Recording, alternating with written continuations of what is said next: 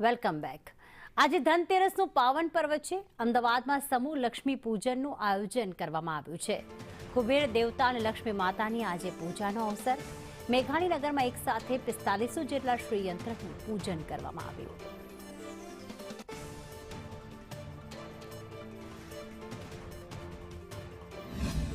આજે ધનતેરસનો પાવન પર્વ છે અને આજના દિવસે માં લક્ષ્મીને રીઝવવા માટે વિવિધ પૂજા અર્ચના અને આરાધના કરવામાં આવતી હોય છે। ત્યારે અમદાવાદના મેઘાણીનગર ખાતે આવેલ ધર્માત્મા કુટીરની અંદર જે શ્રી યંત્રનું પૂજા અર્ચન કરવામાં આવે છે અને ત્યારબાદ તેને સિદ્ધ કરીને લોકોને પ્રસાદી સ્વરૂપે આપવામાં આવે છે। એના 16મું વર્ષ છે।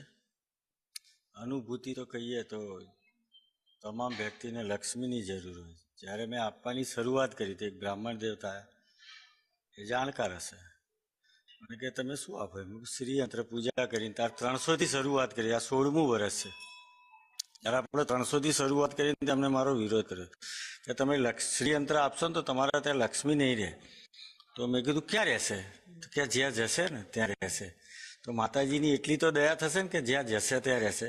2000 માણસ એને 1ની નોટ, 2ની, 5ની, 10ની, 20ની, 50ની, 100ની કવર બનાવીને એ પણ પ્રસાદમાં આપીએ। 4500 શ્રીયંત્ર જે આપીએ છીએ એની જે ખુશી હોય બેન, તો અમે તો એવું માનીએ છીએ કે જેમ કાલુપુર રેલવે સ્ટેશન છે એમાં એક રેલવે સ્ટેશન છે અને માતાજી અને બેન એવું નથી કે આજે જ પૂજા થઈ, આની 9 દિવસ 9 ગ્રહની પૂજા થઈ।